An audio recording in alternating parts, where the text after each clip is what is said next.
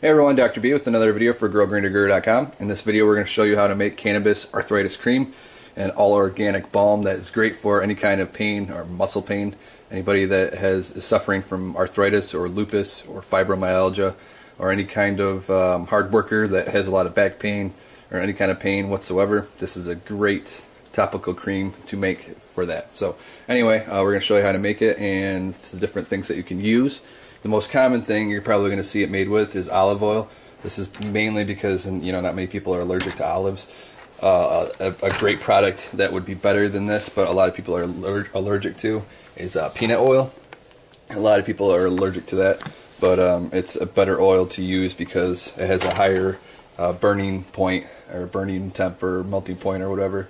It's basically you can get a lot hotter without burning it, so it's a great oil to use. Vegetable oil you can use, and again olive oil. They're all about the same, about 22% fat. You cannot use regular butter or margarine in this recipe. It does not really work that well with a balm, with a topical balm. You can use other things like coconut oil and other oils like that, but you're probably going to want to stick to either olive oil or with peanut oil. So anyway, what else you're going to need is pure beeswax. This is relatively cheap. I get it locally for about $5 a pound. There's a lot of bee farmers around here with excess amounts. I mean, bucketfuls of this. It's pretty cheap to make. So, it's really cheap for a farmer to get it. So, it's not. It's not involved with honey. It's basically what's left over. Kind of like us cannabis farmers. It'd be like the trim to your buds. It's basically not honey. It's just the extra profit to them. So basically it's very easy to get. You can a lot of uses for it. You can make candles out of it and stuff like that, but basically what this is going to do is create a salve for your product, for your oil, to make it be able to be absorbed to the skin. This is some tincture that we already made with olive oil. As you can see, it's very liquidy. You can't really rub that into your skin. I'm sure you can, but it's going to run right off. But anyway, this beeswax makes it into a salve, so it's easier to be absorbed. But I'm going to show you a little trick of the trade. You're going to want to use some emu oil. This is 7%, if I can find it really quick, 7% pure emu oil. This is called Blue Emu. You can get this on the shelf or on Amazon, but you can get 100% emu oil. And what emu oil is good for, basically opens up the pores in your skin and allows deeper penetration for any kind of topical cream that you may use. So you can use this with conjunction with almost any kind of topical cream, and it's great for pain management. But basically what I'm going to use this for is to make it more of a salve, so it's more of a lotion, and you just kind of mix it to eye, and you just kind of play with it and kind of see what you want to. But anyway, it's scented free, doesn't have any scent to it, you can't smell it, doesn't smell like anything, but it's basically like a lotion. You can use this or any kind of arthritis cream to mix it with. You also have this. This is more like it's very minty. It's I don't know, it opens up the pores in your nose, that's for sure. But anyway, so yeah, what you're gonna need is about 4 ounces of trim, or about 2 ounces of cannabis. You're gonna need about 1 ounce of beeswax, and this is about 15 to 16 grams right here. You're actually going to want to experiment with that. Start small and then go big. Don't, because you can't take the beeswax out, because if it gets too thick, then you can't really add more oil if you used all the oil to start with.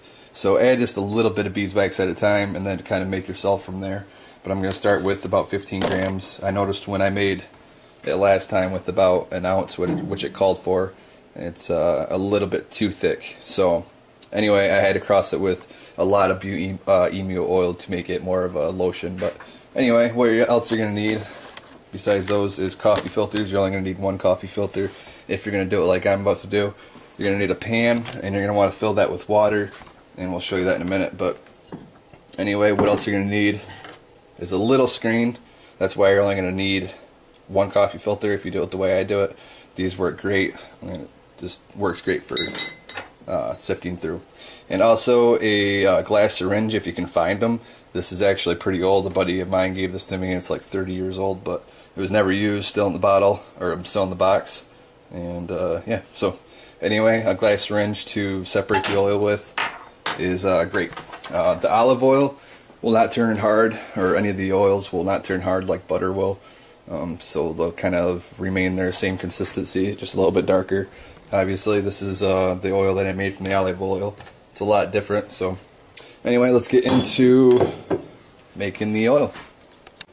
Okay, now we have our water to a slow simmer. You do not want it boiling, so you want it between 180 and 200 degrees. This is basically to keep your material from not decarboxylating. And if you guys did not see our can of butter video, we were talking about decarboxylating. If you're making can of butter, you want it to be psychoactive. You want it to get you high in scent form. But anyway, the cannabinoids and THC found in cannabis is more therapeutic in its natural state. So basically THCA, CBDA, CBNA, CBGA, all those are the natural forms, and that's found basically in the cannabis bud before it's turned and burned. If you burn cannabis, all those THCA, CBD, and all that, they lose that molecule, and that's what it becomes psychoactive. So THCA is not psychoactive; it will not get you high, and that's when you burn it, with a flame in your bowl. That's decarboxylating right then and there. When you're cooking it, you have to heat your material up to the proper temperature. But anyway, this most of the temperature is around 280 to 320 degrees, I believe, for the whole decarboxylating thing. If you want to decarboxylate your material for like can of butter, you would put it on a cookie sheet for about 10 minutes at 250 degrees, I believe. But anyway, making this lotion, you do not want to decarboxylate. You want everything to stay in its natural form. So you want to keep your water below boiling and about simmering. And like I said, about 4 ounces of trim. You could use cannabis too, but I always like to use the trim. Anyway, go ahead and just pour it all on top. Make sure you have some kind of mixing utensil to get it all in there. And let me grab that really quick. And just a spoon will do you. It's basically get everything saturated and wet. And you're going to want to use, for this 4 ounces of trim, basically have enough water for it to be completely soaked. And then add a cup and a half of the oil that you plan on using. And in this case, we're going to be using peanut oil. Our patients are not allergic to peanuts, so we're going to have to probably add a little bit more water to this. We'll see when we add the oil if it rises a little bit more. But you do not want this burning on the side, so that's why you add the water. Okay, it looks like we'll be okay. Like I said, a cup and a half of oil. And just go ahead and let that soak in, and you're going to want to give it about 2 hours. There's really no more, especially when you're not decarboxylating, you don't need to do it any longer than that. But go ahead, you don't need to keep a lid on it, just keep turning it about every 15 minutes for about 2 hours. So it's been about 2 hours and we're getting ready to go ahead and strain.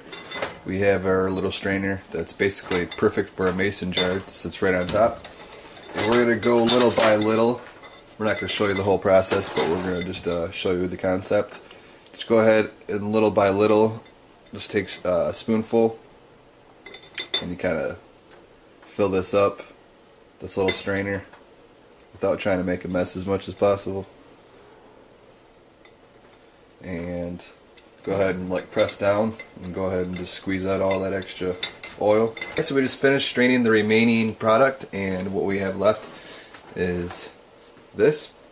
On bottom here we have all water and basically any kind of unwanted material, waste, and from here to here is all straight oil. And the best way that I have found to separate this, if you guys have any better ways, please comment and tell us all. But I use some kind of syringe. I use this glass syringe.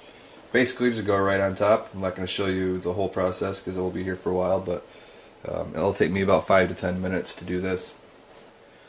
Alright, so now it's time to do the coffee filter, the second process of filtration. It's going to take a little bit, so while we're waiting, you basically just keep filling it up. But while we're waiting, we're going to get our beeswax started. And we're going to put our stove at about halfway. If you're using a gas stove, use about halfway. On mine, I'm using an electric stove, so I'm going to use about 4 out of a possible 8. And we're going to get that melted, and while that's pretty much all melted, it's going to be, by the time it gets all melted, my oil should be done. And we're just going to mix the two together and quickly just like mix it together as best as we can and get it into another container and refrigerate it. And while we're doing that, you're going to want to rinse your pan off with a paper towel, wipe it down really good before it cools down. When beeswax hardens, it's harder than wax, so it kind of sticks to a pan, even to a non-stick pan, which this one is. It's a non-stick pan. It still sticks to it. It's sticky stuff. So that's just a little tip, but we're going to go ahead and pause for a minute and get back to you when this is all melted down and all filtered. Okay, so we've added our beeswax to our oil, and we're going to actually add a little bit more beeswax. From right now, as you can see, it doesn't really look like much, but once we cool this down in the refrigerator, it's going to take on some shape. So go ahead and get some kind of container. This is a glass container, and a lid preferably too. And throw it in there and throw it in the refrigerator, let it cool down. You can even throw it in the freezer. Let it cool down and then see the texture of it, and then you can apply more beeswax if needed to make it more pliable to the skin.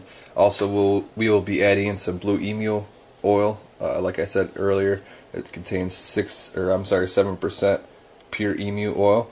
If you can find pure emu oil, it's also a great thing to use, but it's not really a lotion. This is more of a lotion, so it kind of adding this to the cannabis oil, and it just makes it the texture more as a lotion than anything. So anyway, we're going to go ahead and throw this in this cup, and we're going to show you what it looks like after refrigerated.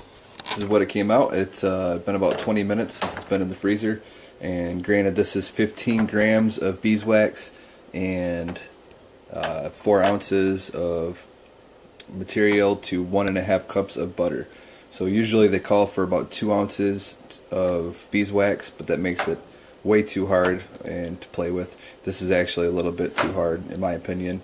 It resembles canned butter a lot, but when at room temperature, it'll definitely smooth up a little bit.